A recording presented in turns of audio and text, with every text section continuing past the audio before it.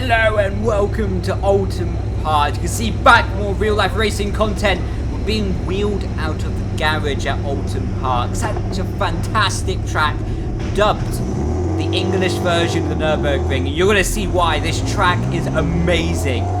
Now, this was my third ever day in this car.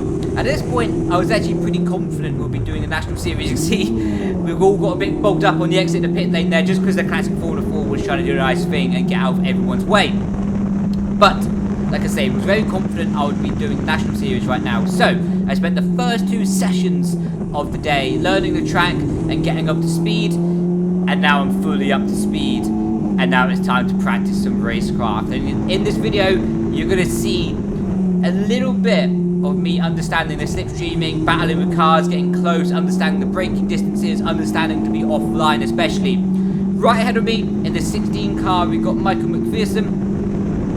And up ahead of him, we've got Neil McLennan. Neil McLennan is actually the national champion and is utterly ridiculously quick in a Formula Ford. One of the most natural talents I've seen in racing or sim racing, all things combined. The guy is insane.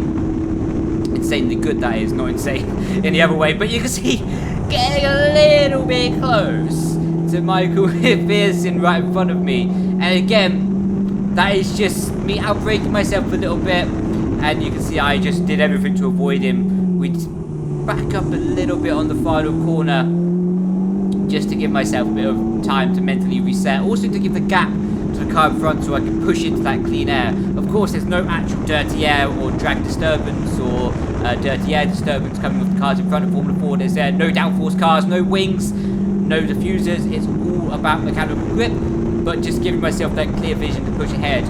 Now into turn 2, you see down the crest, drop down to 3rd gear, snap of oversteer as the gear re-engages and the car uncompresses.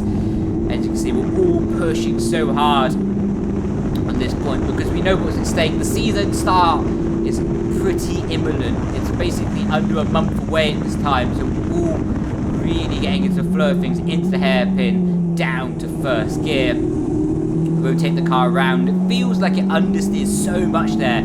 Like the exit of the corner and the entrance is amazing to drive, but the middle, it just feels a little bit lazy because there's so much load on that front left tyre that it all just feels a little bit lazy and you're not too sure what's going on. You can see Neil has decided to let us pass and follow us in the slipstream, see what we can learn from, see what he can learn from us. Right now you can see we're all over the back of Michael, and you see Michael goes off the track because we were trying to do a switchback dummy to him. And you can see he got a bit distracted looking in his mirrors. Things can happen, it's testing, you know.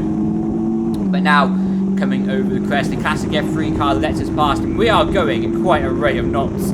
There's 4 cars in this train, you can only see 3 of them so far, but like I say, there is a Cliff Dempsey car right up tucked behind us right now. You see through the second to last corners in Oulton Park. And like I say, I have to say, this track is utterly amazing. It is so good. The undulations, the curving, the grass, you know, if you make one mistake on this track, you are fully off. And this is why I think people dub it as the Nürburgring of the United Kingdom, because there's trees around, there's even a lake. On the inside of turn 3 there's a lake, so you have to make sure not to go into there. We run a little bit deep into turn 1 and don't use the full track width on the exit of turn 1 either. We have to be a bit careful because this is an MSV circuit. MSV circuits are very sensitive about their track limit. So on the exit of turn 1 there's a sensor pad, and if you go over the sensor pad you will get a track limit warning, and if you get too many of those you will be thrown out from testing on the day. You can see trying to weave on the straight, breaking the slipstream to the Cliff Dempsey car behind us. If you look in the mirror very slightly, you'll see patches of red in the mirror, and that is the Cliff Dempsey car. With the hairpin, you can see trying a bit of a different approach, bit more aggressive on the brake pedal on the way in to see if we can get the rear to rotate on the entry and pick up a bit of a better exit. Sadly didn't work. We have a classic car in front of us slowing us down to see if we back off in the middle of the corner. We don't need to make any risks to be hitting him in the middle of the corner. You see ducking back over his left hand side. We decided not even to take the slipstream because he is lifting off on the straight. Now into the chicane. Amazing opportunity to pass come race day. Clobbering the curbs. These cars are just fantastic. You know, they're not slick compound tyres, but they are treaded, what means they do work both in the wet and the dry, and it just leaves the pure driving ability of the driver to stand out. You can see we do let past the Cliff Dempsey car, but we became a little bit too nervous of the fact he might be learning a little bit from my car, learning a bit from my driving style and setup combined. So he's sliding all the way through the second last corner. But now,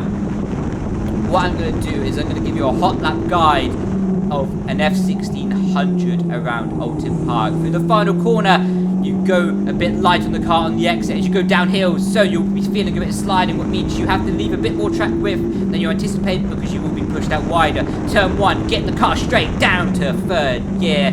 Get the car in, the track dips in the middle and goes back uphill, so you get loads of grip in the middle from the compression. Then as you go back over the hill, you start sliding a little bit.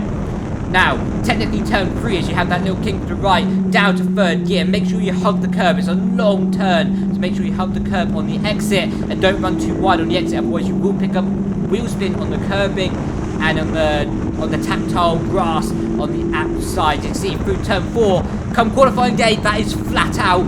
On testing on old worn out tyres, there's a little lip, but you can see the car sliding around.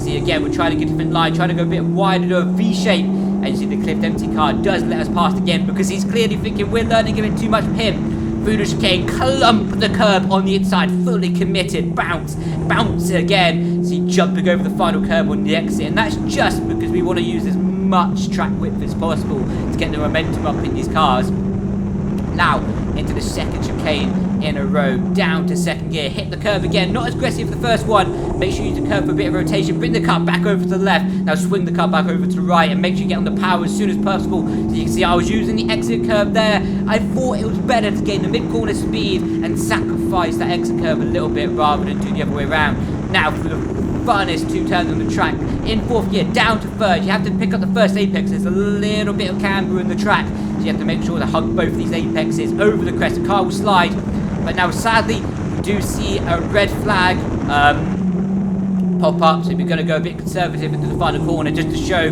that you are slowing down, as the marshals are there to do their job to make sure that you're safe and everyone else is safe. So when you see a red flag, it is time to slow down into pit lane, and this will be the end of the video. You can see marshal on the right hand side, that's the marshal that will pick you up if you've done track limits, and they will give you a sin bin where they can hold you in the session for 10 minutes. Like I say, if you do it too many times, you'll be thrown out from testing on that day. All the way to the end of the pit lane where the mechanic I was working with on the day, Shane, is going to be waiting for me. But anyway, if you enjoyed, hit the like and subscribe button. Ciao, ciao.